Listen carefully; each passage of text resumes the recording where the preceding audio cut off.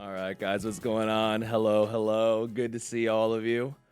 Welcome to the first episode of Just Friends. Um, Basically, the whole premise of the show is I talk to the people I love about the things that they love, and I think that you'd love them too. Today, today's first guest, we have Hunter. Um, how you doing, What? Hunter? Me? Hey, good to see you, man. How are Oh, you? I can't believe it. You look Hey Jay, how you doing, fantastic. man? It's good to see you. We're doing great. We're doing great. So Hunter and I had a couple conversation items beforehand on the stream before the I stream did. started. We had like a mini stream, you could Yeah, call it. honestly, how many things did we actually stay on topic for? Um, I I don't actually think any. don't think any either. I think Unfortunately, I think we legitimately went from Adobe Illustrator to what was it, whiskey sours within the span of like 2.5 minutes. yeah, we. It was one moment how to use Illustrator, the next moment why you would add sour to whiskey, and now, yeah, now we're Honest, here. would you ever make like a whiskey sour at home with like, when you dry shake it like in the egg with the egg yolk, or would you just use sour mix? I don't know if I trust myself to like dry shake a whole egg white into a drink and not give myself salmonella. I don't think I have drank raw egg whites since I was like 16, and I will never do that again because it's just not a good. I don't want egg whites in anything. I just don't want eggs in anything. I don't want that in my drink. Did Get you out of ever here. wait, why were you drinking egg whites at like 16? Were you doing like a whole like Rocky like transformation sequence or something? Yeah, kind of. I was in football at the time, and like it was. It's back before I knew there were things that were fun other than sports, and so I just was like, I have to beat the strong guy, and so strong guys drank egg whites and ate good. So all my protein came from like a little carton that I would drink, I'm not and gonna that's how. lie. I was in football too when I was younger. And I actually used to take creatine because I wanted to look like big on the line. I didn't want to look like a little baby boy. I And was there too. dude, nobody ever tells you how dehydrated you get by like consuming creatine. N- It was I awful. I don't think that I was ready for the shock it provided. Like I don't. For those of you who actually have creatine regularly out there, how do you do it? How?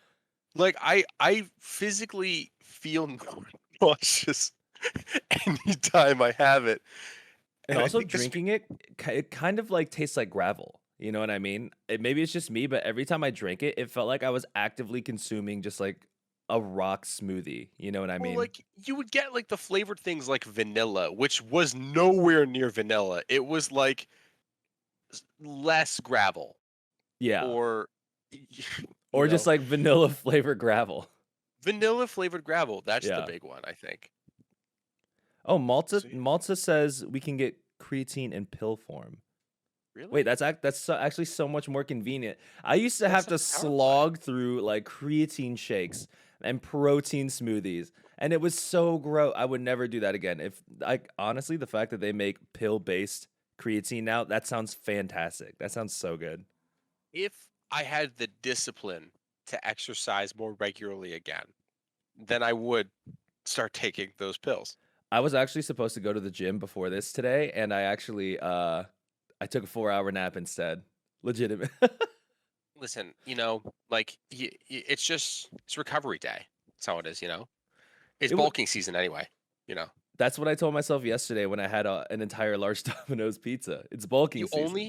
only had a large Domino's pizza in bulking season, Well, okay, dude. here's the gross thing is that every time I get a large pizza, my like the grossest thing about me and why I don't really eat pizza around other people unless it's like we go out somewhere is because I eat so much of that garlic butter sauce. I'll have like 4 or 5, like I literally got 5 cups of that garlic butter sauce last night. I was That sweating stuff, by the end of it. yeah, that stuff will actually come out of your pores. Like you will become garlic man by the end of the night. You will be buttery garlic will just seep out of your skin. Yeah, I I was can't do it. slippery. Like legit legitimately. That's oh my god, that's so gross. Like, you Um, don't drive home after drinking. You don't drive home after eating that much garlicky butter stuff because, like, you go to grab the wheel and just it slips, and like that's it. You can't do it. you like fall out of your shoes, yeah. Yeah, that's it. It's all basically the same thing. Yeah, Basically. yeah. Uh, but maybe I guess we should actually get on topic for the day. Oh, So yeah. the reason that I was like I really wanted to obviously have you. So Hunter, for everyone that is like watching slash listening, Hunter and oh hello Brandy. Hunter and Brandy were the people who really like kind of like kicked me in the butt about doing this because I really thought it would be really fun and interesting content. So I really wanted to have Hunter on here. I think that, for those of you that don't know Hunter, I think that you have the like honestly some really incredible passions, and I think that like what you have done with them so Stop. far. Stop. Stop, Please go on. please. But continue. No, seriously. But yeah, I just think that you have some really incredible and like very unique and interesting passions, and I was like you were the first thought of the person that when we were talking about ideas, and I kind of gravitated towards just letting my friends talk about the things that they find interesting. You were like the very first person. I was like, I need to have you. It just sucks though. I wish I'd like worked out some of the kinks first and then done this. It's But done. yeah, it's Don't even worry about it. I'm here for the rocket, whether it crashes or whether it soars. I'm here. I'm in it, and it's a great ride. honestly, So that's the level of commitment of friendship that I love. Like whether or not you like whether or not we have like an Apollo 6 or like a whole Challenger moment, you're here for it. I appreciate that. But yeah, so absolutely. so I guess not to like kind of to give you the floor a little bit, what really started your whole like love of like tabletop RPGs? Like what was like the first moment that you really feel like it became like a thing for you? Well, um, like a lot of times I think in school we're generally pushed in a singular direction of kind of like assembly line worker skills and be good at basic math, be good at basic science, be good at these things, and then specialize like eventually at some point whenever you figure that out in your adult life, which I'll let you know when I do that. But the I think it was actually about 16 when I was, snorting creatine and downing egg whites in in high school when I, would go over after 2 days in football and we'd go over my buddy's house and like in his basement and we'd have like this small little setup and we'd play D&D. And it was weird at first because we didn't really I I was scared to play D&D, right? Because like you get made fun of in school for like a lot of things, just for like existing, and so that was already like my list was already really high of things people got me for. So I wonder why. So um, D&D, I was like, oh, I don't want to add that to the list. Like I don't want people to make fun of me for that. But one of my buddies like, no, like you just gotta try it. Like you don't know until you don't know until you try whether you like it or not. So make the effort, and no one has to know. You know, we're just a bunch of dudes in a basement. What could possibly go wrong? So I was like, okay, cool. You know, not weird or mischievous or anything. Totally neat. And, we can just all sit in the dark and make a bunch of click clack noises in the basement. Guess what? I love it. Honestly, Honestly, it's the idea of a bunch of creatine snorting jack 16-year-olds sitting alone in the basement. You're like, what could go wrong? Dude, literally everything. yeah. Literally everything. There was there was an immense amount of teen drama testosterone, Oh but it yeah. always seemed to like part whenever we played D&D because I mean, listen, there's a drama kid inside every 16-year-old and you cannot convince me otherwise. And it just so happens I have a very, very large drama kit that never got to exist. So, Legitimately though, I think that the most dramatic people are like teenage boys. I think that oh yeah. I was like I might as well have been like in a telenovela like when I was 16 years old. Everything I did was so dramatic. I was just like angry and horny, and I literally was just like so dramatic all the fucking time. I would like wake up 5 minutes after my alarm went off and I'd be like, "God, like my whole day is like ruined now." And I would like get up and just like be confused for like a majority of the day. I'd find Mom, I body hair don't and be want mad oat milk. about it. Like I hate oat milk, Mom. Stop. I only drink 2%. You know I hate it. You've ruined my day. Oh, Mom.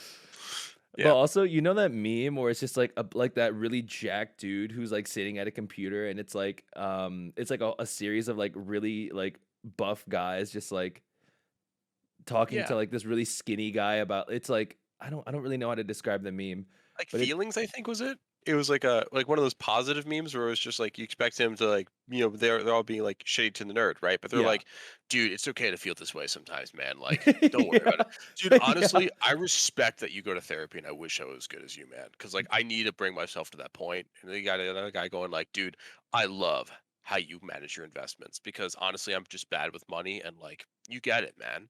Like that was it that? Is Yeah, that what I'm trying to it's literally that, but I just imagine all of those guys just sitting around like the same meme, but it's like an instance in a D&D campaign or something.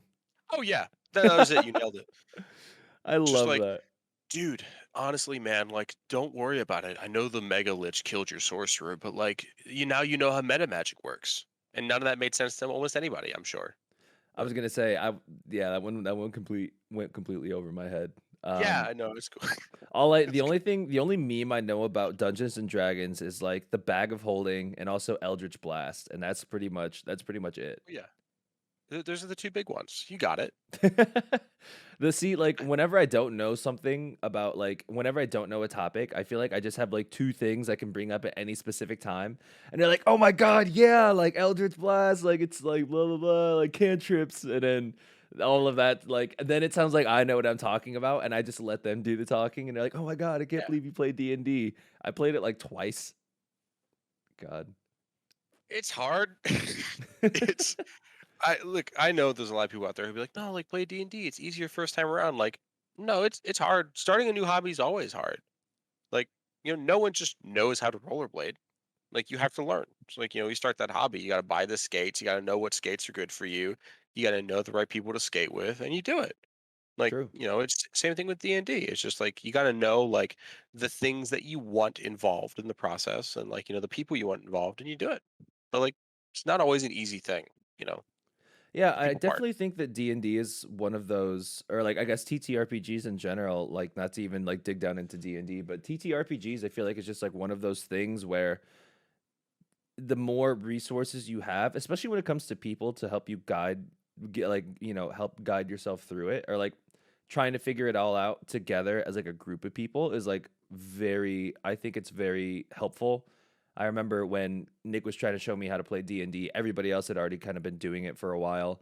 And I feel like having that one person who can like really help guide you through like the monster manual and the player handbook and like the difference between 5e and Pathfinder and like all of these other things was just like a lot. It's And huge. yeah, and I feel like having somebody, in your corner to help you through all of that is like so helpful, you know?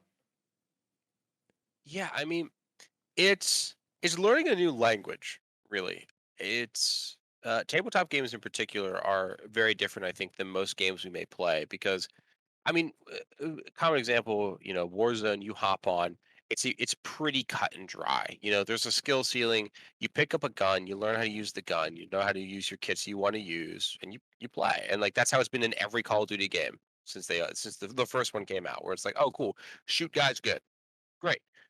Tabletop games are a little bit different because uh, there's no one there saying, oh, well, like, rather there's no like code there that says like, oh, well, this is the part where you say, I still have average like check. Hey Hunter, I'm sorry not to interrupt you, but your mic has like slowly started dying. It's it kind of sounded like if you took your microphone and just like slowly put it like away from your face and now it's dead. Oh no. All right, well, we're having some minor difficulties while we have Hunter unplug and plug his microphone back in. Try it again. This is actively why I There we should have got go. that mic we talked about. Yeah, I was gonna get the new mic for today, and I was like, no, it should be fine. Like it should be good. But no, it's Honestly, it's just so funny because out of all the times I think we've ever been in Discord together, I've never heard your microphone actively die. yeah, it's kind of like my well-being, in that it just kind of tuckers away, and until you really pay attention to it, you won't notice it. It's just, oh, there it goes. It's Oh yeah, gone. you wake up and then all of a sudden you're like, "Oh shit." Oh, actually, I just had a moment like that on stream the other day where Heather and I were talking and I was like, "Oh my god, am I depressed?" And then I remember This is a Mars stream was about like, tabletop friends and all this kind of stuff, and you're like, I'm depressed. Oh my gosh. dude, literally Mars being the sweetheart that they are, like reached out to me and was like, "Are you okay? That sounded like really real." And I was like, "Oh my god, it was just a joke." But I was like, "Oh shit, maybe it wasn't just a Yeah, joke." it's not. It's a good time to evaluate yourself, those moments. Oh yeah, in the middle of our first show. Oh yeah. Like honestly, again, nothing can possibly go wrong. It's like three dudes in a basement loaded with testosterone at the age of Yeah, 16. what could Nothing can possibly go go wrong. wrong? Just Yeah, snorting creatine. literally nothing. Honestly, normal. You know, Fine. ho- Honestly, I was gonna ask like what one of your like favorite memories related to like TTRPGs is, but I feel like that is like really hard to beat. Yeah, I definitely do have one though. Uh and it's interesting because I think my most favorite memory is my least favorite experience ever playing. Oh, really? Yes. And it teaches you something important when you play tabletop RPGs. It actually kind of led up to what I was talking about earlier with, it's not like Call of Duty. Like this is a game where, Soap McTavish isn't just going to tell you to check your corners because that's when that happens. Like the DM or the game master or the player who's like, this is the part where I chime in and I go, this is my big line that I make. There's no real rule book for that. There's rule books for how you do damage to monsters, how you do things for like, finding or crafting items, but like being a person, there's no rule.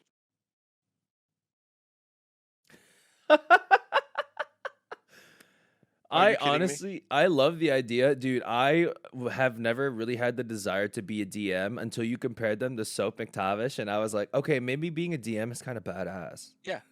I mean, it's great because you're a director at the end of the day, but instead of directing a pre-written script, your actors are making choices and you're bouncing back off of them. It's improv. Is at the end of the day, it's what it is. It's tabletop RPGs are improv the game, and it's fun.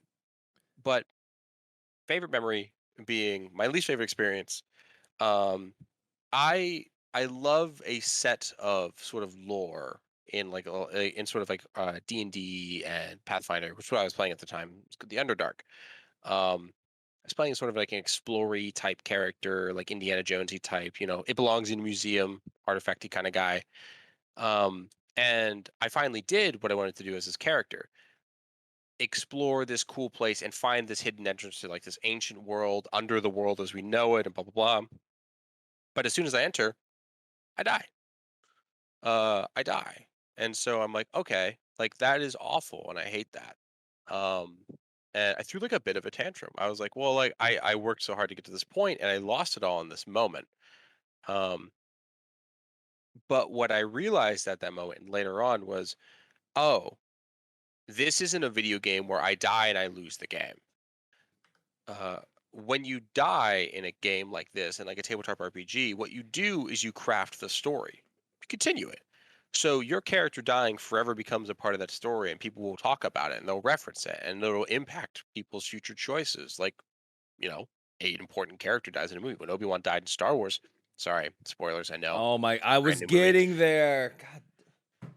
All right. People people were like, "Oh, yeah, like that guy was important." And the characters throughout the series were impacted by that. And it was an integral part of the story. Um and so that's when I realized, "Oh, this isn't a video game where my death just is failure. Like my death matters." No, but I no, I definitely see what you mean as far as like it's I think it's really interesting when it you have that level of commitment, and it's almost like, there's some games like, like roguelikes and other games like that that really Yeah. have when that sort of death happens and it feels very like unfair, and it's just like really like a really frustrating moment, but when I think you can put it in that sort of perspective, it makes for like a really interesting learning experience, and I think it's something that it, it's like almost harder. It's like harder to deal with in a moment. When one of those things, when you look at it in retrospect, you're like, oh my god, like that was kind of like a very. It was like maybe it wasn't like a very good moment, but at the very least, it was like interesting or like really put some things into perspective. Yeah. And at the end of the day, what it allows is, unlike most games, it teaches you you're not the most important person in the room, Hmm. which is crazy because like our culture today is very centered around like you are important and you are special and like what tabletop RPGs are very good at doing, and the reason why I love them so much is not just because they craft a story and it's a beautiful narrative, and like you can make these things with your friends and not have like a movie budget to do it. Hmm. You you learn lessons, you learn life lessons because it's a game about people.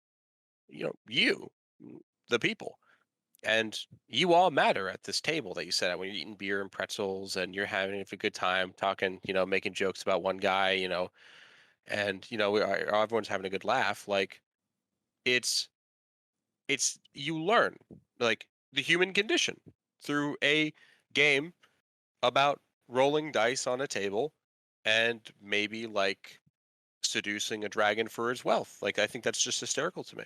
I think that's just funny. Honestly, listen, depending on how big the dragon is and how much money it is, I would definitely be willing to make some sacrifices. Listen, I will make clear that one of them has a 401k and it's not you. So, it can't be that bad to seduce the dragon if they're well off and they're financially stable. They can provide things. Speaking of 401k, maybe that's what Donkey was doing in Shrek the whole time. Like the dragon Yeah. just really had a hell of a retirement plan. Honestly, you get a castle, you get a bunch of money, I actually you know. heard that recently that you're actually supposed to have like a year's worth of your salary in your retirement plan at my age. And I looked at my 401k. Turns out I don't make very much in a year. Is what I'm is what I'm gonna say. I actually only made $10 annually, so I I don't think that statistic is accurate anymore. I don't I, think it actually it's good yeah, I feel like anymore. there needs to be a survey. Like how many people on Yeah. average who are like our age in our age group has that level of like retirement funding set up? Like not that I really want to like put like I know some like I don't want to put any faith into the social security system. I feel like I saw this thing the other day where it was like you have all of this money that you pay into social security and you're supposed to be making so much back.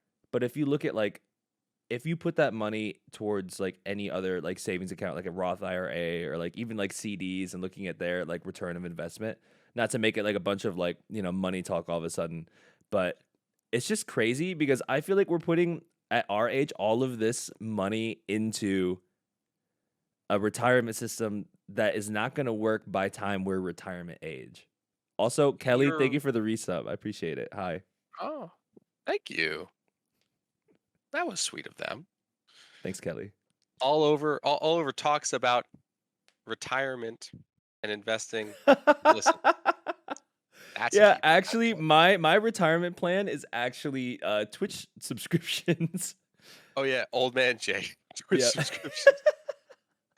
That's good. Listen, I might be on that train. I'm not gonna lie. Like at Yeah, this rate, you never know. actually. Yeah, 250 a sub, given enough of those, I will be able to retire to like a cardboard box by the time I'm like 65. Honestly, it could be a premium box. Yeah, like a refrigerator box, one of those like double walled, like corrugated cardboard looking Oh boxes. yeah, Yeah. Oh like yeah. one for you and your cat, which I couldn't even fathom. I'm gonna look like Honestly, homeless Squidward, honestly, by the time I'm that age, I think. Just like just got to buy like one of those like those fingerless gloves already. Help yeah, I have a whole stash ready for when I'm homeless. really. You know? Yeah, do you Honestly, not? well, I don't have any, but I know that Mars unironically has like several pairs of like hobo gloves. I hate Of calling them course they hobo do. gloves, but they legitimately just like they look like hobo gloves. Might as well Listen, prepare though, yeah. they are what they are. Yeah, you know. And listen, Mars is just getting ready. I respect that entirely. You True. I know, mean, honestly, it's going to get to a point where the New Zealand dollar like reaches a critical mass and then it will just skyrocket to a point of no return where like a loaf of bread is like $20,000. Oh wait, isn't Venezuela actually going through something like that like recently? or like a loaf of bread was legitimately like $80 We're gonna do or something something pretty like that. controversial on the internet and say, I'm actually not qualified to answer that question. Yeah, I I know. probably shouldn't be. I probably shouldn't be saying stuff about stuff I Listen, really have no clue about. you're saying I assume in maybes. You're not going, hey man, like, did you hear that bread's $2,000? Actually, Very different. it's almost like I think when you talk enough on the internet, you almost have to be good at like lawyer speak. You have to be good at like I Oh my. assume, allegedly, um, that is up for debate. Like you have to be very good at like just being able to double back at any given time. It's definitely possible to make the assumption that that might be the case. Actually, yeah, true. You know what? It's like I feel like somebody's gonna be like, I cannot believe that you said that. And I was like, you know what? I did say actually I do that a lot whenever I give advice. I'm like, I will like give everything that I think that you should do, but at the end of it, I'll put comma, but I don't really know, man. So it's like if you take my advice and it doesn't end up working out, I feel like that comma, but I don't know, man. It like saves me. You know what I mean? I mean, honestly, that sounds like it could or could not be good advice. I think any advice is good advice until you try it. And if it Yeah, doesn't work out, then it's bad advice. but see, now you're failing at lawyer speak. You've just given a definitive answer. Oh That's shit, it. yeah, you're We're getting yeah, you're canceled. right. This is the end of it. Yeah, For it's gonna episode end up one. on like r/live stream fails on Reddit or some shit. So, what are we talking about? Oh yeah, I don't yeah, What happened? yeah, I think one of us really needs to like stay on track during this conversation. It was supposed to be me. That was my one and only job was to stay See, on track. one of us needs to change, and it's not going to be me. Yeah, We went from like Dungeons and Dragons to bread is $2,000 very very quickly. Rich doesn't. Bread is Well, $2,000. this is a good lesson, actually, or rather, a good transition in that uh, tabletop role playing games are great because they pull you out of the reality we live in now. That can be quite stressful because bread might be $2,000, and honestly, Venice might be sinking. I don't know. World stuff. Honestly, bread is $2,000, but a player handbook's like $40, right? Yeah, and like Exactly. those prices are criminal for now. For now, True. Oh my God. Wait, did you just segue into another segue? maybe I did. That was kind of incredible. Well, okay. So, how, for those of you that don't know, Hunter is officially an entrepreneur, right? Is it like That's a right. sole proprietorship? I'm Yeah. assuming. Okay. Sole proprietorship, which this is weird. I'm This is laughing a because I can't take myself seriously. Well, whenever I say that, it just reminds me of like those like shitty like community college business classes I had to go through, and they're like, "This is a Yeah. sole proprietorship. This is a partnership," and then you have to like remember that for your fucking exam, where it's just like, "What is business?" and then you answer it, and then that's the entire test. I I went to I'm not sure college if I for ever took that exam. that. Yeah, It's well, it was possible. like business management 101. You know what I mean? That's where all the, like the Right. communication and like business majors go, where they like, the rest of their day is filled up with coloring and making sure that they have their shapes remember. I'm just like throwing shade at other majors right No, now. Sorry. I Don't remember that. mind me. I did 2 years of communications. I do remember coloring a lot. Um, I remember having real trouble with the hexagon shape. It's a Couldn't get lot. it. It's a lot of It's a lot. sides. There's so many sides. Thank you. I God. don't know why no one else gets that. But seriously, I did go to com for 2 years and learned almost nothing. Um, and I went to nursing school for 3 years and only learned I didn't want to be a nurse. So, I you think know, a lot of people, that's like their case is that I was in nursing school. What did you learn? I didn't want to be a fucking nurse.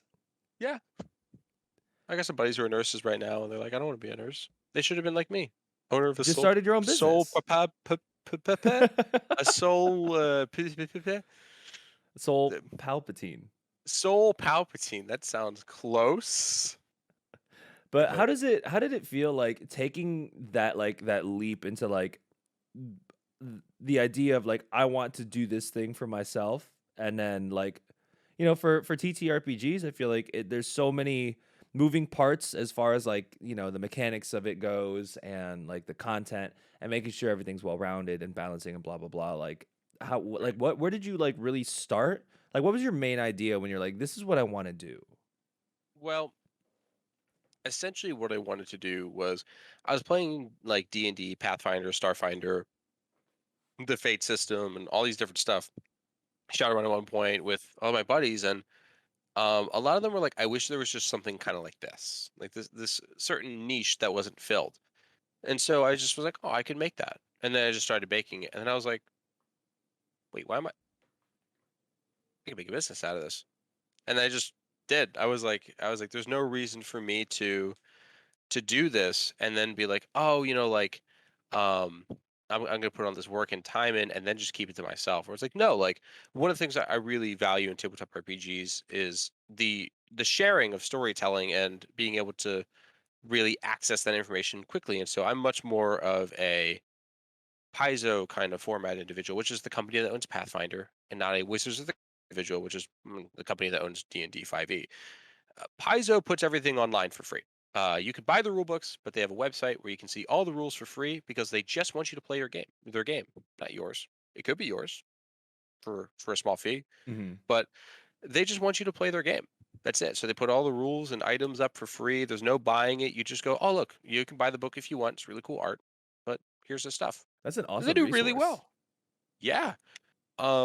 And that's it's kind of why like my business model in the sense where it's like, yeah, like you can pay for things like models and like that kind of stuff, but the goal is to put the rules up for free because I really just want you guys to enjoy a game and have a good time.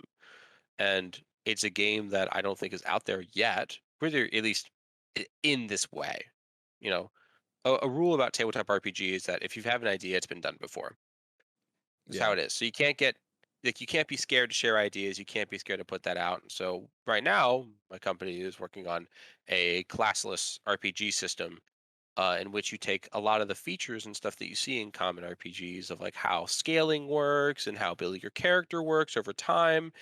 And instead of essentially telling you when the adventure starts and ends, we give you the guidelines to sort of pick around the power level you would like everybody to be or feel like, and give Hmm. you the rule sets appropriate for that.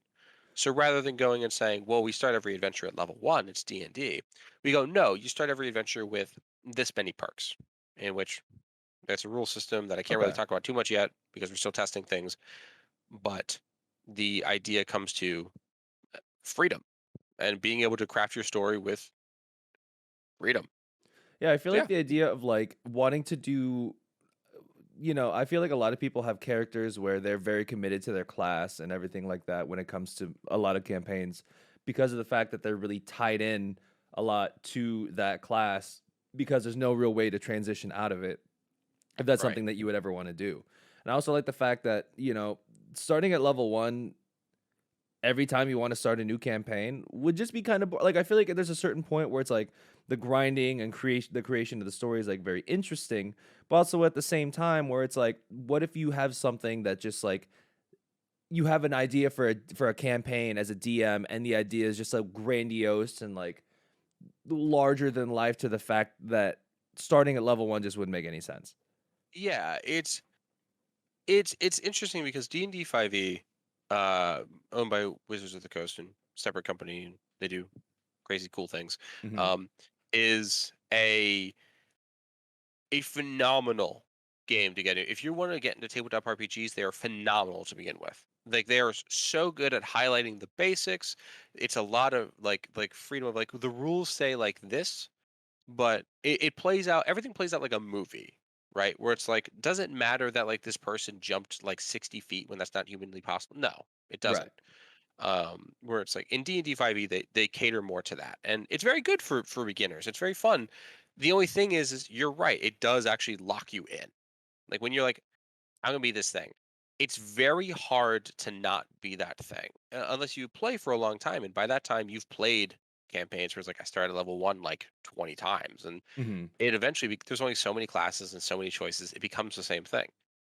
So a lot of systems fall victim to that, though they bank off of storytelling and storytelling Hmm. being the new thing that they give you new locations, new monsters, or new people to meet and places to go, and that's really how they pull you in, which is good. I want to try something a little different. Um, I want to see if I can change up that game a little bit, change up that Hmm. standard. Um, that being said, it's an undertaking, clearly. Yeah, Um, absolutely. I mean, especially when I feel like it's been like so locked in for as long as it has been, where that was kind of like the way that machine has moved, yeah. for the past, I don't know, maybe 20, 30 years. I mean, a lot of the games seem to revolve around that, you know. I mean, it's also hard because you're asking somebody who's eaten bread their whole life to find a new way to eat bread.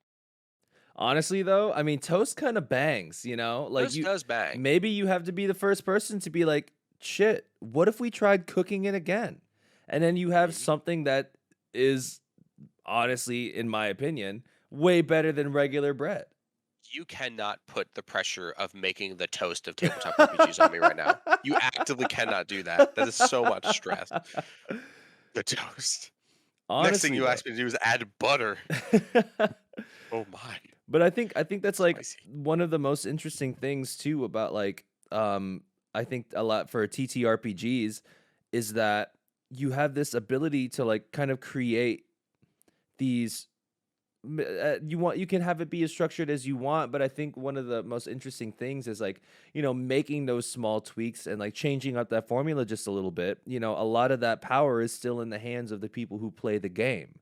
So then they That's can, exactly the idea. yeah, and I feel like having, those tools to be able to do that. I feel like even like the smallest prompts. I have seen, some DMs of other games where they take like, what should be, in my sort of perspective of it, like pretty minuscule things, but apply it in such a way that like it's so scalable, you know what I mean? And I feel like having that Yeah. scalability on those ideas is so interesting. Plus, you never know what people are going to do, especially like as players or DMs.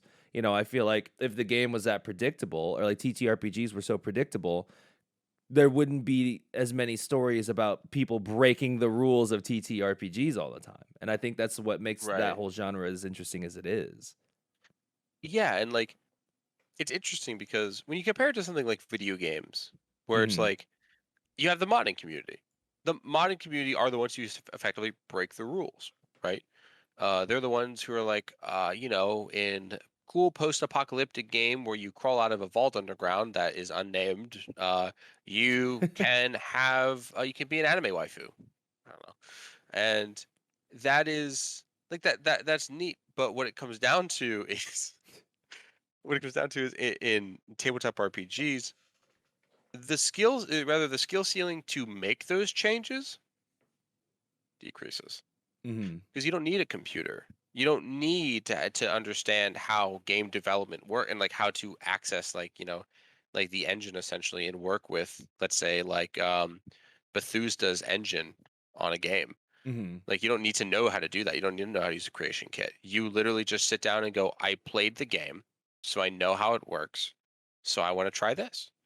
And the community for playing around and like breaking those rules for tabletop RPGs, the homebrew community is massive. It's huge. It's I would say as large is or as rather the standard gaming community for the people who just play the game in general. Like Right. Oh yeah, absolutely. everyone I know who plays these kind of games looks for homebrew at one point and will even dabble in it because you just need a pen and paper. And that's the great thing about the whole like the entry level of tabletop RPGs. You don't need a ton of money. Right. You actually just need an idea, some friends, and some spare time. And you can figure it out. So Is there, so speaking of homebrew and stuff like that, as far as like changing up those ideas go, for your, okay, first of all, I haven't even asked, what do you have a name that have really settled on for your product yet? Or is that kind of still in the works of things? I don't have somebody who should tell me what I can and cannot say. Oh, Um, true. Okay, now that makes sense. That makes sense. However, Sorry. I do have a working title that I can give you. Yep. Okay, Um, working title. the working title for the RPG we are currently working on, and I say we because I am I am employing the help of several other individuals, some of which are contracted, and literally all the rest are Magnova. Like literally, it's Yeah. the rest is just him. He Um, he loves it so much though, he's an honestly. absolute unit. I'm not gonna lie, I could actually just like talk about him for like a good 30 minutes about how much he's saved my ass. But I won't do that to you. Um, Instead, I will say that the working title right now is Faded Paths, because we are hoping to sort of allow you access to the paths that will dictate your fate at the end of your adventure, but not just leave so little that you can simply play through them all in like 20 some games. We want to give you so many paths that you're still discovering what fates may await you in this adventure. Okay. So, I like that. I Faded like that. Paths is, yeah, is, Sorry, yeah, you know what? I didn't know if we should have had a lawyer on standby. Have you had, I don't there are a lot, you know. know, Yeah. like we just talked about retirement fund. Like, Yeah, I know a You know couple. what? I'm gonna Man, take the time to say fuck lawyers we until need until them I am in need of legal defense. until I need legal defense. You're right. Maybe we can say that. Yeah, then But maybe we can reconsider my stance on lawyers, but I'm just saying, without lawyers, who else would fight lawyers? oh, that's true. Honestly, it If is kind of weird that like the whole idea of the legal system is that like some older dude sits in front of like two guys who are just like yelling at each other. Well, I mean, I guess there's like proceedings and like hearings and all of that yeah, stuff. judge stuff. But it's just like gladiator type shit. You hire two guys or I guess two people to fight on your behalf. Very Well, interesting. Very well, that's interesting idea. why that's why I think those are very interesting. Is because it's I mean, other than like really football and hockey, like we don't really have a lot of instances which you can watch people literally hit each other on live TV and it be okay. True. Um, and like there's no gladiatorial combat anymore. Um, but watching two dudes in a room argue why their person is more right than your person is the closest we really get to that. True. And for the most part, it's free. And You just need cable. what they should I really guess it's not do free. is if they can't decide on the defendant or the plaintiff, the lawyer should actually just glove up and then beat each other up, and then the Yeah, winner by then you have like your creatine soaked like 16-year-olds that are nerds end up passing the bar and are super jacked, and then you've got the strongest lawyer in existence. yeah, you have to pop creatine pills almost daily to become a lawyer. Is a new rule now. And by the time you are jacked and finished and actually like a full-blown lawyer and you're representing your client, when that fight comes, you'll be ready. And we'll throw mud on the floor and you guys will like tackle each other and it'll be great. Nice. And like, full mud wrestling. But that's what we should do. I think mud wrestling lawyers is the future. It's the Honestly, next step. if Faded Pass really takes off and you have, some liquidity left over, maybe we should consider the whole mud wrestling lawyers field. I think it's like one of those Yeah. things that just really hasn't boomed yet. And I think it's just You a field that we could really we could be the early starters, the early innovators into that industry. there's a Atlantic City like full blown like Italian Jersey man lawyer who's absolutely down for that somewhere. Oh Just like yeah. there is absolutely like a deep south, like we'll say like Georgia lawyer all dressed up in like his like salmon suit who will absolutely rip that off and go to town. Like they exist. They're out there. I know they are. They have to be. So Honestly, the idea of you saying deep south lawyer made me like kind of crawl on my skin a little bit. I have no idea yeah, why, but you were like deep south, like Georgia, and then you said salmon color suit, and I immediately felt like I was in danger. I had to like look her up. My spidey senses, my minority senses went off. I'm not gonna. that is the kind of person who wants to crush your small business in court. That's what they look like. Oh, absolutely, Yes. absolutely, they do. Have you had any sort of like like trouble with like kind of going through the whole like copywriting or like trademarking or anything like that? Like, has there been any like issues with that? Like, what is that side So like? Besides a headache, I'm sure, but it's this is gonna sound weird. It's actually the easiest part.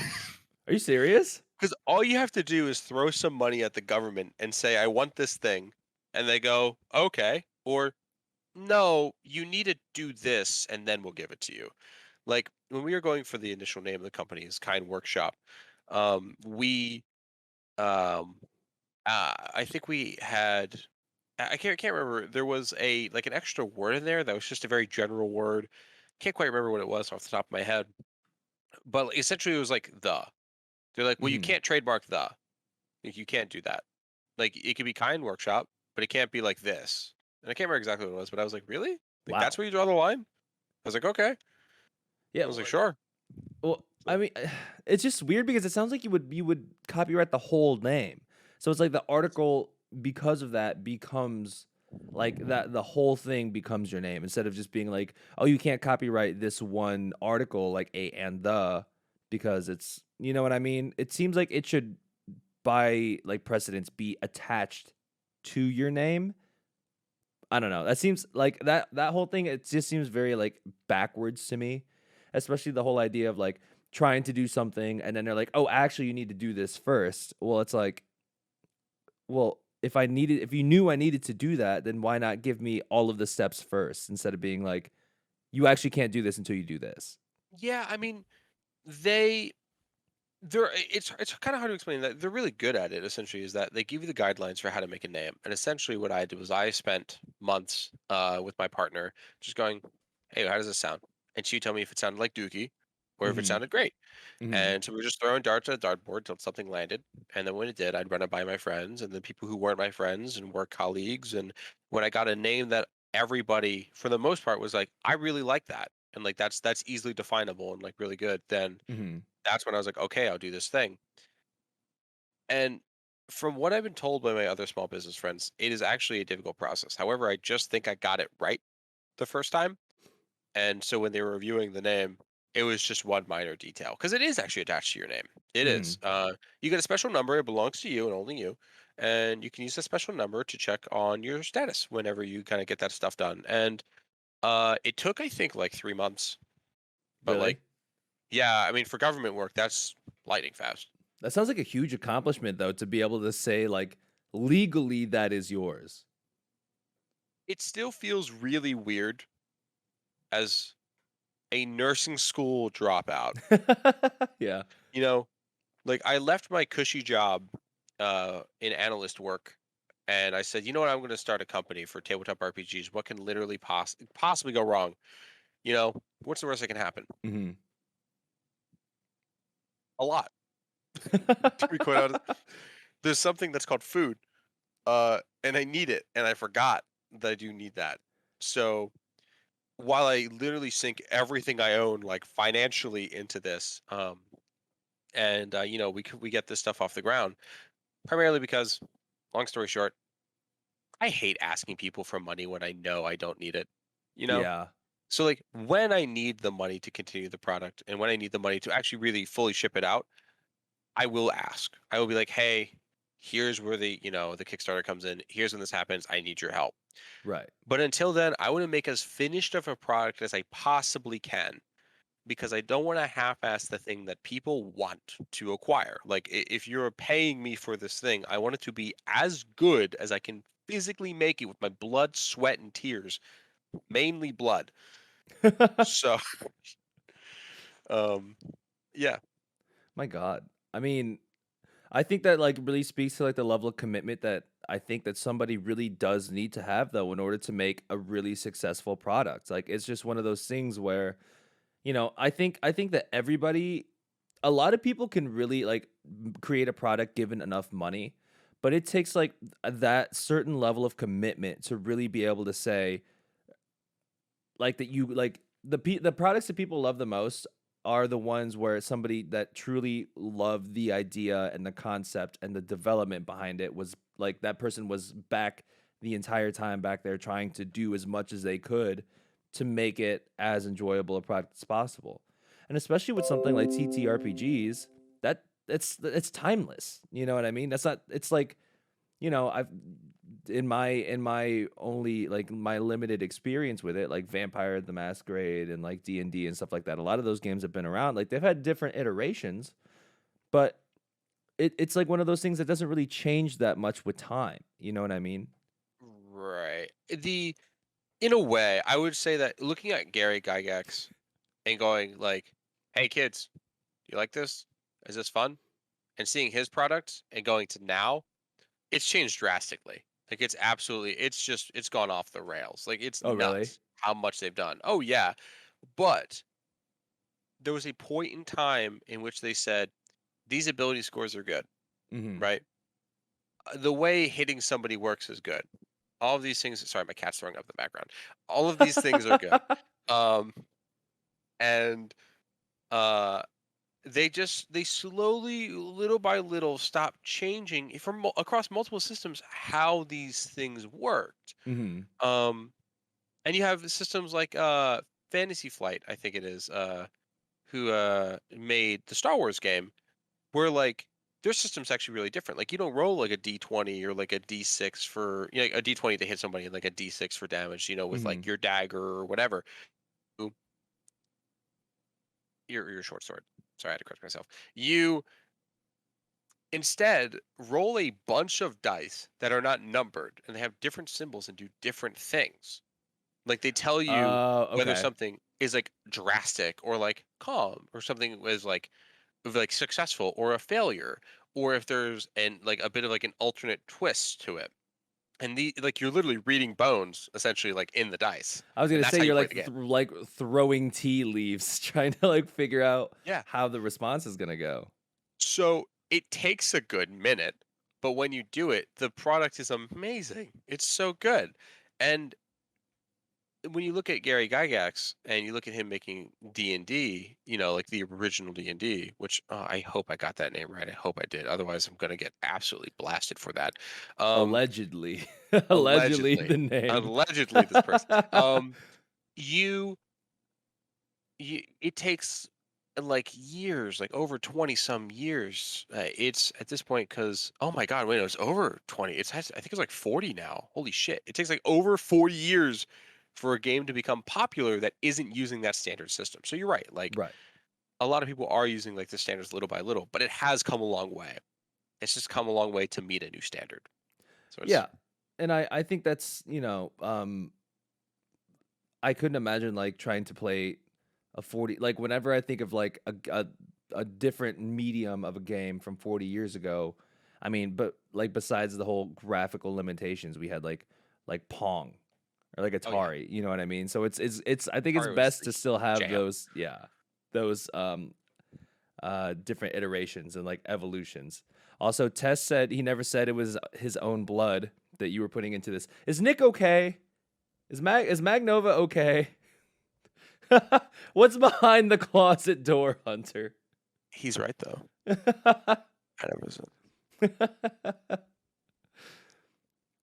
Oh, Oh, we're just gonna leave that. We're gonna leave that in there. Don't even worry about it. also, I guess one of the things that I really wanted to ask you. So, when we were talking about accomplishments and stuff like that, as far as like your the development of your business and of your game and stuff like that, is there like a big accomplishment that you really think like really stood out to you that so whenever I have something that really has happened to me, whether it's like, with my job or with, streaming or like anything that I have done, there's always that one accomplishment or like something that happened, an event that I feel like is my constant reminder to be like, hey, you can do it. Like you can keep going. You know what I mean? Like there's that always that one thing that I kind of think about whenever I feel like maybe it's not worth it or maybe the time and energy is too much. Did you Right. have something like that in your development of like this whole process that has really helped motivate you and like helped you to continue on? Because I feel like it's a hard thing to like what you're doing is hard for anybody. You know what I mean? And it takes a lot of commitment. And I feel like that's what I would need to keep going, you know? The the easiest answer is I knew I was ready for this when I quit my comfy job. Because this is incredibly dangerous. Hmm. If someone were to ask me, should you go and start your own small business? I would say no. You Right. should if you want the safest option, the answer is no. However, I live one life. We all do, at least I think, allegedly. Um, and I think wasting it on something that you actively hate, that you don't want to be a part of, isn't good. Right. I would rather fail at trying to do something I want to do than live the rest of my life doing something I don't. And I I was very scared at the time. I was very scared of change, of differences, beyond my norm. And now my partner at the time was very much leading me along the line of, so what if you fail? So Mhm. what if you fall? Like Mhm. if you don't try, you might as well have anyway, you know? And so at that point it clicked. I was like, you're right. Like failure is only as bad as I make it. Of course, to a point, To a point. Yeah. not, like to a point, at least for me, I am safer in my position, my economic standing, in who I am and who I know, and like I can fall and be alive. Right. So that's good. You So know, I might as well take the leap, and that's kept me going ever since. Knowing that I can take that first step means that I can jump across the rest of the gap eventually.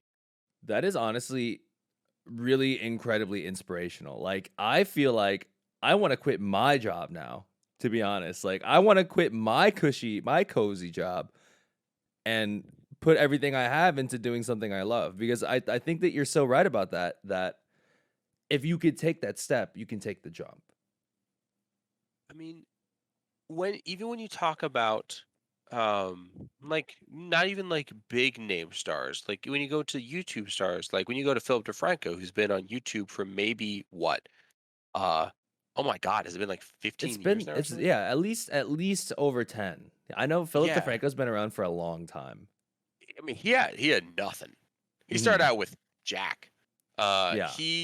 He was struggling to eat, struggling to do, but he was like, I want to do like this cool show. And so he dropped everything he was doing and did it. Mhm. Because if you don't give something your 100%, it's not going to be your 100%. So Right. the I think the proof is in the pudding, in that it's dangerous. Like you're playing with fire, but the reward against the risk is so great that it can't hurt to try. At Right. least it can't hurt as much as it can hurt to not. Ke English? Yeah. Kelly says, "That's my goal, but I'm not quite ready for quitting the comfy job." I resonate with that Yeah. a lot in that I don't think that am quite ready to quit the idea of like having a nice secure job, but I also feel like for me personally at a point I don't think anybody when they quit a comfy job that they're ever truly ready for it. I don't think I've ever really felt ready for No. anything that I ever thought was like scary or dangerous. Like when I went bungee jumping for this first time. I don't know if I was ever ready to do it, but at a certain point, you either got to jump or someone's going to push you. And not that Yeah. I'm like, somebody push me, you know what I mean? Like call up my job and be like, hey, by the way, you know, Jay is fucking done. And they're like, bro, he doesn't start till next week, but I don't even start until next week. But I think that you're right in that, it having that level of commitment and doing that, and it almost frees you to have all of that time and energy to be able to put that into something that you truly love. I just get tired really fast, and I feel like working a 9 to 5 job and then trying to come home and find the energy to create content It's hard. it is tiring. It is. It's really hard. And if you're looking for an easy transition, I would recommend taking a part time. Work 2 days a week. Because at minimum, you have those 2 days of work and you're set. And that's currently what I'm trying to do right now, just to kind of be comfortable and essentially, be able to provide for me and my family, while being able to do this thing. Pick up a part time. But also to kind of reflect on what was said a little earlier, I want to caution anyone who may be listening, against something that's very common, sort of an assumption of a timeline, in that you have to do something by this time. Your time to quit your job and do the thing you've always wanted to do maybe now, or maybe when you're 45, or maybe when you're 60. The There is no limiter that says you have to do the thing right now. I did it because I felt comfortable to do it now. I mean, as much as I could. Hmm. That should mean at the age of 25, you know, spoilers of 25, no one should have to, you know, or 24 when I started this company, no one should have to quit their job at that moment. No Right. one. Like Right. I don't think that that's fair to push people that hard because the people all grow at different rates and they learn at different rates, and taking that time to grow into like a prettier flower never hurts. Actively never hurts. So don't worry about it. Do not worry about the rush. Do not think that this will disappear from you. It'll disappear when you die because you'll be dead. Fair. But if we look at it realistically, I don't have a watch, but if we look at the time, you have a lot. Like you have an immense amount of time to think, to relax, to be comfy for a bit, and to remember that this isn't going anywhere for this long period of time, and you can get to it eventually. That's really well said. I think I get to a point where I kind of get uncomfortable about the idea of that if I don't start now, I never will. But I kind of think that's just like my millennial. I feel like being a millennial, I have that mindset of being like that constant pressure of feeling like I need to do things immediately. Or maybe it's just like the sense of like, I don't know if you can agree with me as somebody who's also in the same age group as me, but that sense of just like consistent urgency to really feel like I need to do things now. And maybe it's because I'm not a planner. I don't know how much of you are as a long-term planner that you are, but that constant urgency I How feel much like of is one? always on my back, you know? I learned to plan with my business. I It was not a skill I had initially. I actually lack the ability to do a lot of things that other people may do. Mhm. Um, like know a concept of time. I actually do not have a concept of time. I don't. I don't. I I agree. No, literally, I 100% feel you. and being a millennial, that combination is awful because all of you should know, and Gen Z or really anyone who's not a boomer at this point grew up in a period where you were raised to be better than the next, right? To be better than those who came before you, rather. Right. And that's stressful because there was a lot of shit that happened before us. And now we're expected to do much more of that. We're Mhm. expected to carry, our retirement funds to this point and do the same things, even though our economy is changing and our world is changing. We live in a different place. We're expected to do these same things that were easier for some things, for some back then, than they are now. And so that's not a very fair comparison. So yeah, like I do feel that strain of, hey, like if I don't do this right now, I'm going to fail. In fact, there are multiple times I have to talk myself down and be like, Hunter, man, like you didn't get up on time. Like you were talking about like 5 minutes like late to something. Like I feel that like very Yeah. hard because when I'm late, I feel very bad. Like I'm affecting somebody else's time. I don't want to be an inconvenience, but like I have to bring it in and be like, I'm a person. That person you're late for, also a person. Also a person. Yeah. No need to worry because they've done exactly what you've done. People will not stop doing what you've done. I People will th- not stop tripping on the sidewalk. People will not stop spilling coffee over themselves. People will not stop making mistakes.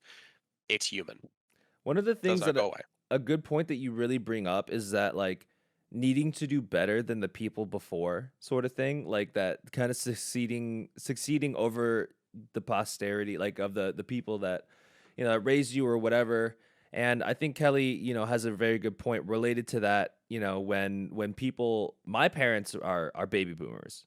And I'm assuming from what I've heard from you before, your parents were also like kind of baby boomers, or if not, like shortly after that kind of age bracket. And I Yeah, my think that, parents are terrifying. yeah, They're and they're I in that think parents category. in general, can be very, very scary, especially when it's like when you have parents that find a certain level of success and then they expect you to apply that same formula that worked for them in, let's say, 1970 versus trying to do the same thing now in 2021 is so incredibly it's very frustrating, especially when it's like you want to do better, but it's like that sense of urgency along with the fact of like that self comparison is very it's hard to deal with, but I think that you're right in the sense that we are all just people and we're all just trying to do the best that we can, you know. It is. I'm trying to think. It is probably not the easiest thing to kind of like jump into, right? Like, no, like being a kid and being told, like when you're 12, hey, when you're 21, you're going to need that house and that wife, right? Like by that time, Uh or that husband. I didn't need all this today. I Listen, I mean, like, I'm of that boat, yeah. like, no, like being told this, I realized at a very young age, I'm like, wait a second, this is impossible. There's no way. Yeah. How do you do that? Yeah. And like, there's a reason why there's so many broken marriages nowadays and like a lot of broken households and like people are in debt is because it isn't possible Y- for most people. This is a Honestly, very hard thing to do. it is And crazy, like, seeing yeah, what I've seen my parents like, my parents have talked to me about, like my dad's like, "Oh, I actually got a car. I got a van for yeah. $200." And I was like, "That's crazy." And he's like, "Yeah, I mean, obviously, it was a steal even for the time." But and then he was like, "Yeah, like, whenever they talk about how bread used to be, like 10 cents or like a can of Coke used to be 2 cents, and now a house on average in my area, this isn't even like I'm not even talking about like, the Bay Area or like Chicago or New York City, a house on average here is like $250,000. And that will get you like a 3-bedroom, Oh one and a God. half bath. Oh my God. I got stressed. It's That's a just lot. it's just crazy, and but yeah, it's like, I don't understand how people it's like that statistical how do you manage like, it's hard to manage those expectations when it's like your expectation is to buy a $250,000 house. I don't think that, like, and anybody else, like, any other person in a previous generation in the same scenario wouldn't find it any easier, you know? But also, Yeah, I do feel like we're kinda getting into a pretty heavy topic of, like, you know it happened.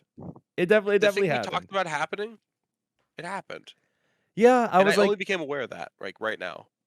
yeah, because we were talking about, like, it went from, like, entrepreneurship to, man, houses are expensive. Like, really like, really fast. I I mean, you I'm not good at you know what? I now that I think about it, I'm not good at guiding conversations because I tend to be the one to steer them away from wherever we were supposed to be going. there is something we can do though. Yes, I'm all There ears. is one thing I do want to leave in part of this very depressing conversation. Okay.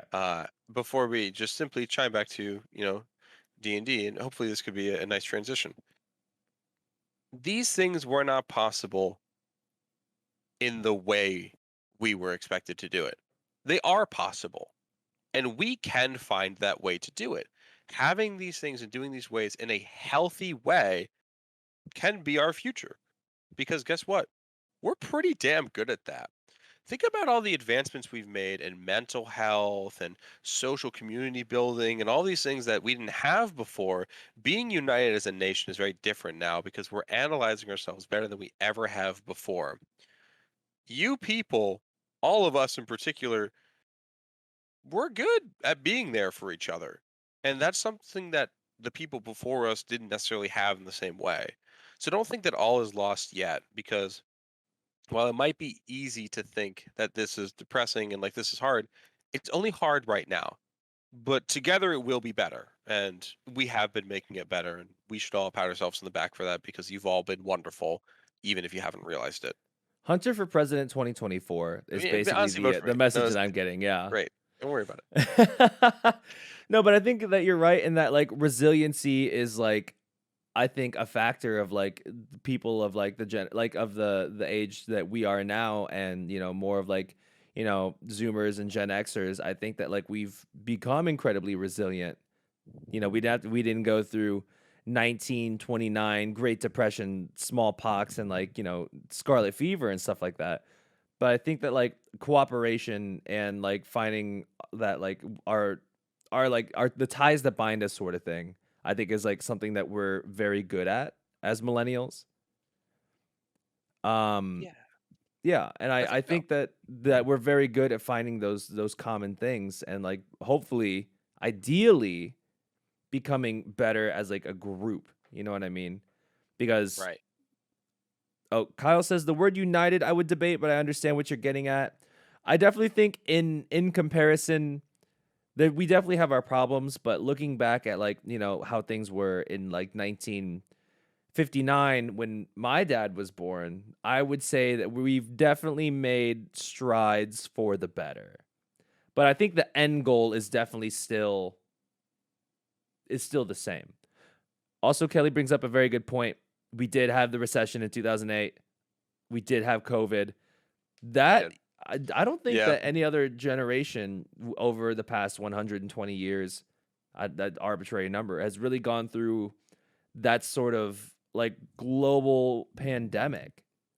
And that's why, Jay, no one is going to be as good as you guys as playing tabletop RPGs because you play tabletop RPGs as a group together in a community. True. And And guess also, what? you know what? D20 You're has great at that. become a lot better. I would say from what I've heard, D20 has become online like TTRPG websites have really Yeah, roll 20, I improved. think. Yeah, Right? since Yeah. since COVID. Yeah.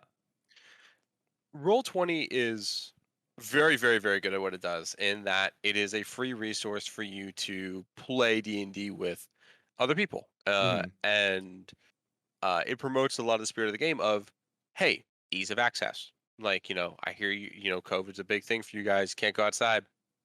That sucks. You know what doesn't suck? Playing games with your friends. Let me help you do that. So Roll20 comes along, helps you do that. Of course, they've been around for a long time, but they put a lot of, incentive on playing with friends, via online because they gave you access to things you may not have had before, like being able to play Mhm. music in your games or being able to use specific art pieces you may not have before. And the the community building through tabletop RPGs is one of the big reasons that I have gotten into it. Like it is such a community driven experience that it's one of the reasons why I do things like Discord all the time, and that like I like being able to Discord, seeing different people's opinions and perspectives on things, and you get that through tabletop RPGs. It's very fun. Yeah, I honestly, it is something that I wish I had more time to get into. I honestly, whenever you guys all leave, so for people who are not like in voice chat in the Discord server regularly, there's times where, on Sundays and Mondays where everyone's in here hanging out, and I'm like, oh man, like it's so nice to be around with all my friends, and they're like, oh, we actually have a campaign starting right now, and then you all leave, and I'm like, man, I bet they're having like in my minds, like in my imagination, you guys are just having like the most fun. You know what I mean? Like in cartoons when they like think back on a memory or like they imagine what's happening and it's like all rainbows and sparkles and you guys are just having a great time and like talking shit about me behind my back. I'm kidding. I'm kidding. Really, it's just a lot of like kiddie jokes Yeah. until midnight, in which we all talk about how our days went, and it is uh, it's a beer and pretzel game. Like poker. You guys all sit down around a table, play the game, talk about your day, have a good time, Hmm. drink beer, eat pretzels, go home. That's what we do. We just do it in an online setting. And we also shit talk you all the time, actually. True. Um, Regardless of uh, whichever server it's in. yeah, of course. Like that's what the whole campaign's about that we're doing right now, actually. Uh, Literally I'm about that. honored. Of course, but it's the least we can do. Hopefully, maybe we can, maybe for the people who will be around in the setting that we will be on at the end of the month, maybe we could prepare some sort of one-off session. Oh yeah, Do you I think can do that's do you that. think that's doable with that many people? I have done worse. Really? Oh my god. Yes. The most I DM'd for at once was 16 people at a time. Oh Uh, my god. and that was in a very, very, very small room. Uh, where it is like I would say if you stand up and spread your legs out in a straddle and hold your arms out like this, that was about the size of the room we played in. Oh, never mind. I Yeah. totally forgot where you were going with that, and I was like, nice, but never mind. That is basically a Oh, broom closet. yes. It You were playing D&D in fucking Harry Potter's bedroom. looking at Twitch chat was probably the biggest mistake I could have made in that moment. Uh, eh, that was a big mistake on mine. I should not have looked right. Yeah. That is hilarious. If you straddle your legs and put them up in the air, and I was like, what are we talking about? Nope. Nope. It Oh my was god. honestly poor example. I just didn't No, want to stand up, and I no, demonstrate I really. love that idea. Like very honestly, the most vivid way I could imagine you to measure a room. Yeah. I don't know if I should feel bad about that or not. No, Honestly, absolutely not. Absolutely not. I oh man, But honestly, yeah, I think that would be a lot of fun just to see, because I was kind of thinking about. I feel like whenever you have a bunch of people together for the first time, and there's like sort of those like social things that you have to work out, because like as much icebreakers. as I've seen your face, 100 times, I've never seen it in person. You're cute. I It's get not that great. nervous. I get nervous. It's the camera quality actually does more for me. Like the this very simple $20 camera I'm using right now actually makes me look much better than I am. You're I'm like hideous. you're like one of those impressionist pieces where it's like there's only three things on the face, and then your mind's eye just has to put the rest together. Yep. I love that. Exactly. That's you turn your camera quality down to like 120 pixels. I mean, I've become an artistic statement. Man, it kind of falls in the category of things that you just immediately regret saying.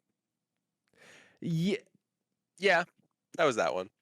honestly, I feel like when you talk for an hour and a half straight about, well, it was only supposed to be two topics, but I feel like whenever you have that sort of like, you just talk long enough, and then there's bound to be something where you're like, you know what, maybe I shouldn't have said that.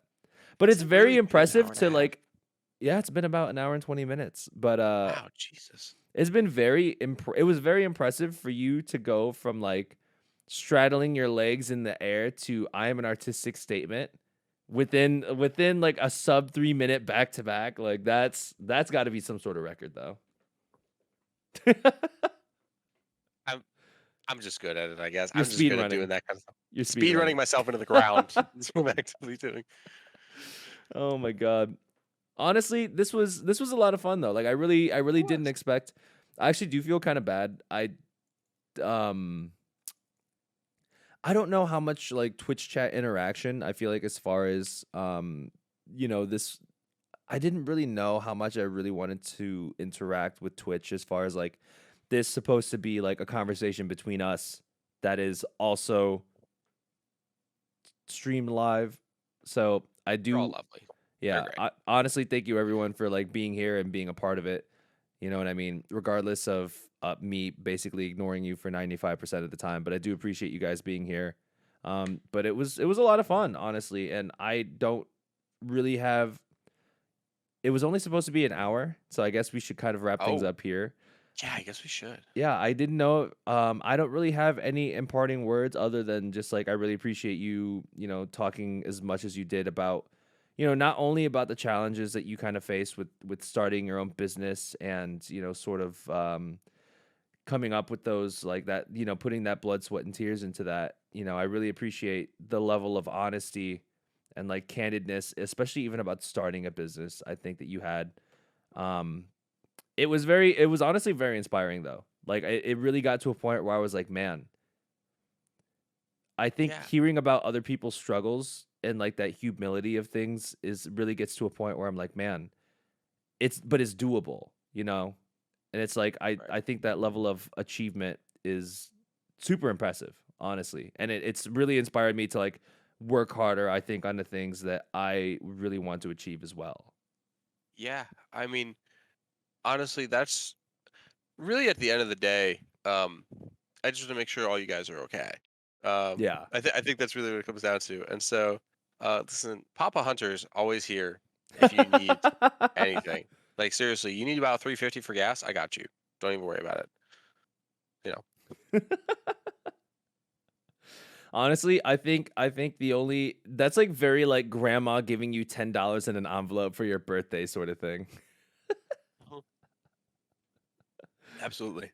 I love Sorry, I had that. water and just never drank it that whole time. Actually, yeah, I had did you even drink any of that bourbon that you got before the stream started? The red label, this entire Yeah. bottle? No, I didn't have literally any of it. You didn't pour Uh, any of it? and I was still depressing. Like, I know normally I only get depressed after I drink the scotch, not beforehand. God damn it. no, like seriously, I actively didn't drink any of it, and then just I flubbed it. Like, I don't even think it I was depressing though. I think we just talked about some shit, you know what I mean? And I think think we did that's totally too. okay. Yeah. Like, we talked about stuff. It was, I think someone said earlier, it was a podcast. Oh. Yeah, thanks, Birdie. Yeah. You know what? But I think that's like I don't know like whether or not like I don't know how much of a podcast like what regular podcasts sound like, but I really hope that it was like that sort of experience. You It's know what I close. mean? I think it was pretty close. Yeah, it was no bib bam, but like it was, Well, you know, it's the it was first good. episode, Hunter. We'll work on it, okay? It's a work in process. I'll credit you as like producer and I will just come to Appreciate you. that. Yeah, absolutely. Yeah. Yeah, and I'm going to just have to come to you and be like, "Man, Illustrator is just shitting on me again." I want you, Hunter, and also I want everybody you. else to know Hmm? I am single. We'll have Oh, to I will have to talk to oh Isabel my. about this, but Yeah. I want everyone to know that this whole overlay was it's literally an Adobe stock picture, two frames, and then a font like type thing that I found. It took me 5 hours to make something with four different layers. And that is it. An hour and 20 minutes per layer is probably one of the worst records I've ever like an hour and 15 minutes per is probably one of the worst records I've ever had. It That is is not bad. Um, it's there. It's I mean, 5 hours is. I would struggle on something for 5 hours, and I would call that normal. I think an Like, hour and a half of it was just like trying to figure out how to open up Adobe Illustrator. It's I don't it's like well, it might as well have been in fucking Latin. honestly, you always have to at least dedicate like about a quarter of a project that you work on to a crisis moment because that's what art is. That is true. I actually, you know what's funny? I had a crisis when so I got these frames, right? The frames came in like this like PNG, or it was a vectorized image, right? Tell So me about your behind frames. it, yeah. Oh yeah. I'm sorry. I really said we should wrap this up, but I have to talk about this. There was like, so it came in like, like all vectors do. They come in this black and white checkerboarded background, right? I couldn't get rid of the background. And it was like an Adobe Illustrator artwork thing. So like I wanted to try to fix it in Illustrator. I tried for an hour and a half. I consulted two different people. I could not get it to work. And then I was like, wait a minute. I just pressed copy and then went over to the project I was working on and pressed paste. I think that was the most disappointing moment I've ever had in my entire life. I'm going to be serious. I was like, I almost considered just walking away and just, I was like, you know what? The podcast is a stupid fucking idea. I'm not doing it. This is a waste of time. It was bullshit. I got so mad that I just sat in my chair for like a good 3 minutes because I forgot to just try to copy and paste it. And if that doesn't just sum up that whole experience of my life. If it makes you feel any better, I was making a D&D battle map for the business and did not want to repurpose assets, so I thought I'd make my own from scratch because that's what most people would do. Yeah. I spent 10 hours trying to make the texture of wood. Uh, that sounds horrible.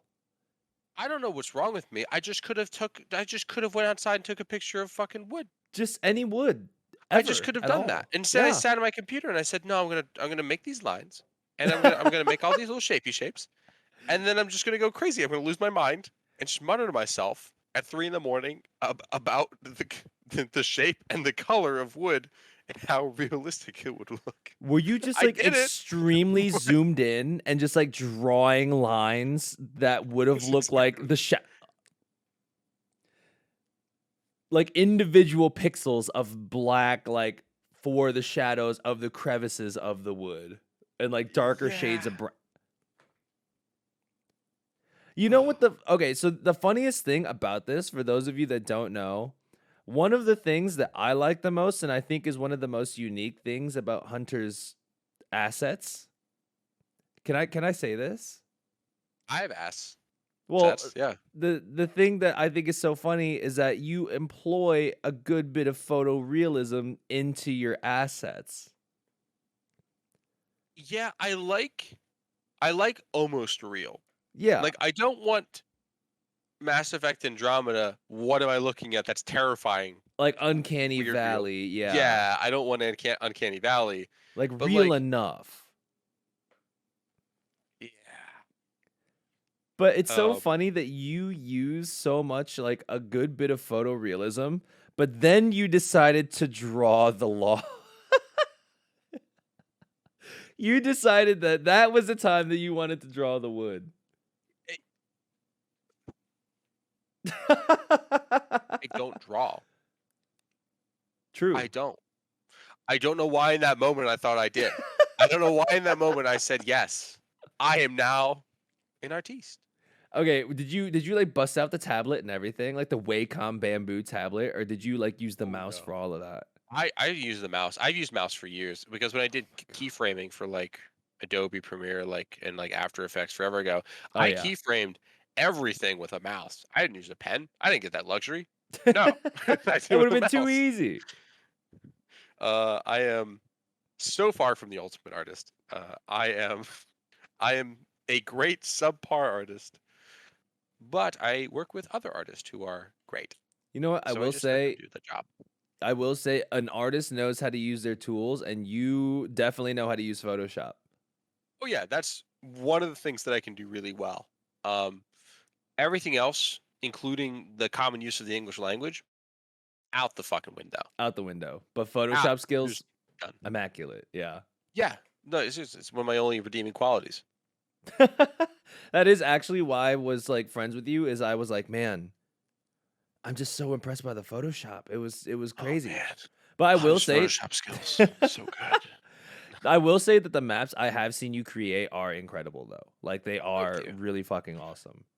That means a lot since I'm super anxious about almost everything I make because I just want to give you guys cool stuff. I really think that's just like the artist, like I almost said folly. I don't think folly is the right word, but you know where I'm getting at. It's I just think like it's good enough. that I think it constant does the fear job. of it not being good enough.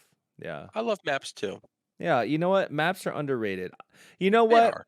Also, I'm gonna call somebody out right now. Kyle has an atlas in his car. Speaking of maps, does anybody else have an atlas in their car? Like a I bet that man have a whole star chart. no, like he has an atlas with a map of every single state in it. In case he's ever like in the middle of Nebraska and he's like, "Man, I have no idea where I'm at. My phone is dead. I don't have a charger. I don't have signal. But you know what I do have? A giant fucking fold away atlas." I'm Kelly honestly not surprised. Kelly says, as long as you love what you're making, other people will love it, and if some people don't, then fuck them. Literally fuck them. Never mind. Never mind. I'm no, but It's it is illegal. true though. Like I It's think against the that law. you should definitely be proud of everything that you have made so far because it is honestly incredible. And Thank you. honestly, it Thank is you, really Kelly. nice to have like such a Very great nice. team behind you. You know, I think that I've never seen Nick more passionate about anything than he is about Faded Paths. Like legitimately. That man turns into a machine when it comes to that. I've heard him talk about stats for a single weapon for 20 minutes. I have never even talked to him about like life things for that long. You know what I mean? I'd be like, "So Nick, how's life?" And he's like, "Oh, but also this mace." And then just like an hour just talking about that stuff. It is incredible to have like that sort of like resource and like the people behind you. I um I'm not sure if God is out there, but if he is, he definitely sent me mag. Like for fucking sure. This dude out there was like, this man needs help. Shoo. Just threw him on my way. Because seriously, like his brain just works in the ways that mine doesn't, and we work together like puzzle pieces. Like he covers everything that I cannot, and it's phenomenal because we click. You I know, want you to know, Hunter, that if my wife does not say something similar about me on our wedding day, I am divorcing her right there. I'm annulling the marriage immediately. That is I didn't ridiculous. mean to set that standard. I'm a little dramatic. Don't- Oh yeah, we literally talked about that at the beginning of this fucking podcast. oh my god, yeah. And we're sitting in a room by ourselves as I'm chowing down on a cheese. I'm a little dramatic. Oh yeah, your Philly cheesesteak. Divorcing her Yeah. even before you're married? Absolutely. Like if that's not part of the vows, I am walking away. It's big brain play, honestly. You know what you're getting. That's it. Oh my god. Oh, Eliza has a book map of British Columbia. Ooh, I like That would that. make sense. I think it'd be hilarious if the Canadian person ended up having a map of the United States because I guess I specifically asked about a map of the US, right? I could talk about the United States geography for like a good hour. I want to let you know because it's the wildest shit to me. It's kind of weird that we have like so many different like I almost said biomes like we're playing like Minecraft or something. But we really do have like, everything short of like a full rainforest in the Okay, I'm sorry. You were like, I could do this, and I'm immediately like, yes, let's talk about United States topography. No, I'm just making a face because I look over and I feel fucking called out because I was like, I don't know, map. It's a Google map. It's on my phone. Well, excuse you, person, Oh, person. oh my god. But I any I like maps that are paper or not on my phone because that's neat. Honestly, do you ever plan on doing like do you ever plan on releasing like the like parchment like sort of like if you were to release like a map, do you think that you do like I don't know, like how authentic are you going to go for like the whole like you're going to take some cowhide and like lay it out in the sun, let it dry out and then, get some charcoal pens and really like do you ever plan on doing any sort of like physical maps or do you kind of want to keep it digital? I can't tell you a ton Okay. because now we're Okay. delving into territory that I actually can't talk about. Gotcha. But I can Sorry about tell that. you that the book, the rule book, is currently in what we're planning to make the rule book for backers, for like the initial backers, out Mhm. of parchment like paper. Okay. So instead of getting a rule Cruelty book that is free like, sort of thing. yeah, oh, I'm going to my desk.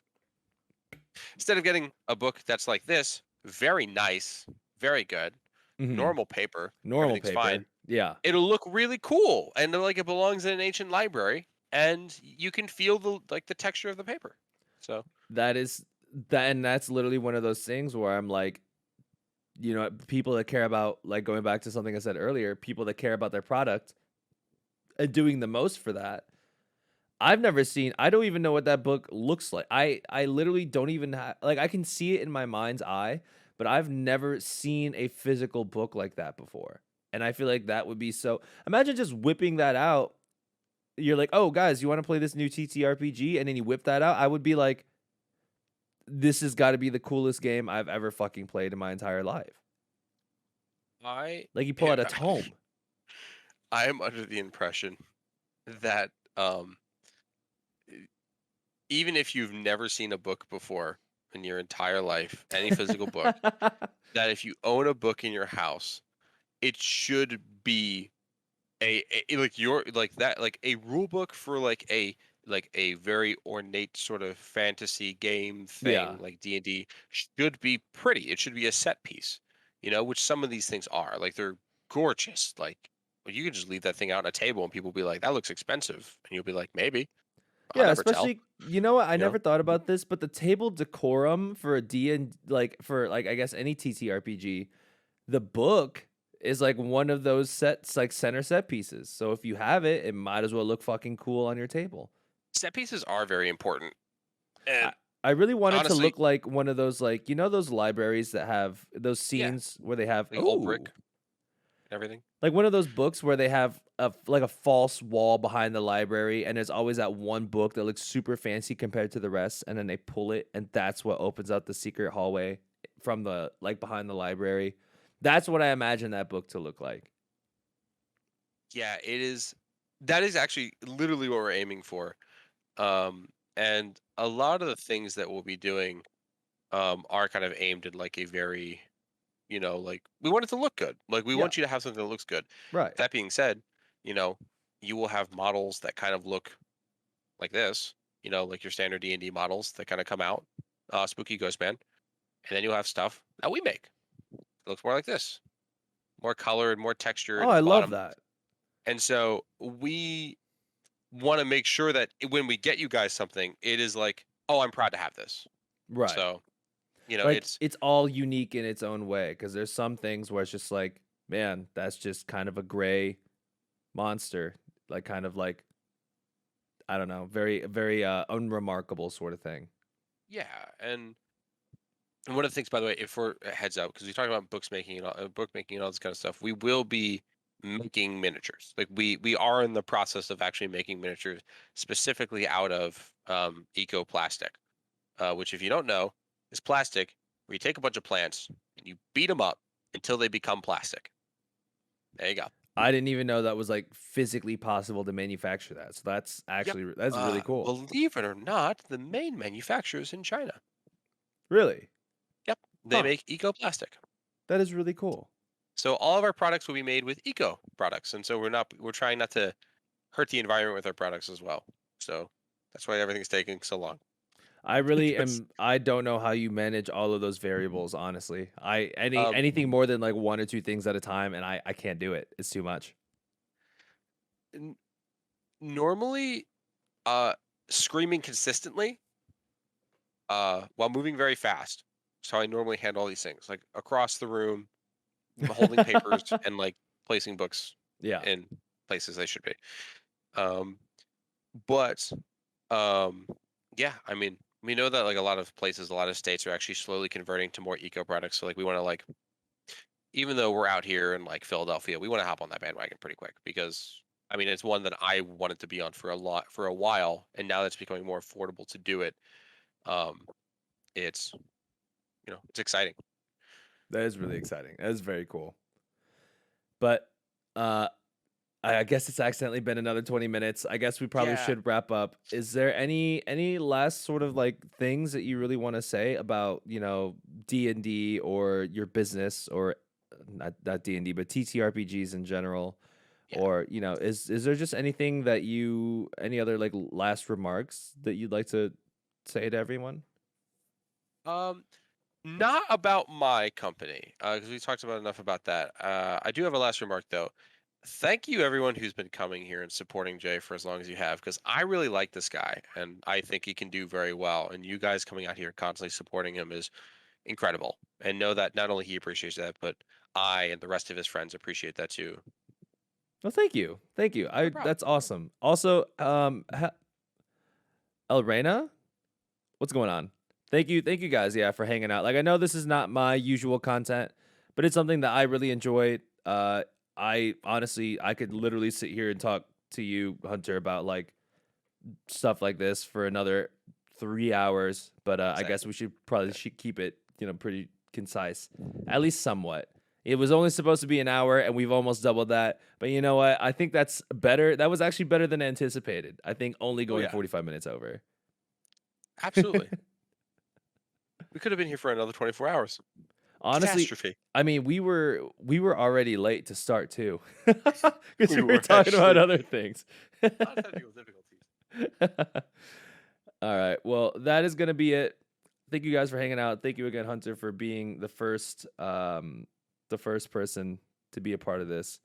I hope you have a good rest of your night. I will probably see you on VC later, I'm assuming. Of course. Of course. Thank you for having me. Thank you for letting me be the first person on this show. Like, holy crap. Like, Yeah, that's huge. I'll definitely have to get your advice on some of this stuff later, though. Back More to than the happy to Adobe help. Illustrator stuff. All Yeah. I don't right. blame you. I appreciate it. Have a good rest of your night, and I will No problem. see. I never thought about how to end all of this stuff, but I love you all. Have a good rest of your night. I'll see you all later. Yeah. Good Take ending. care. Good enough ending is any. Excellent ending. A plus.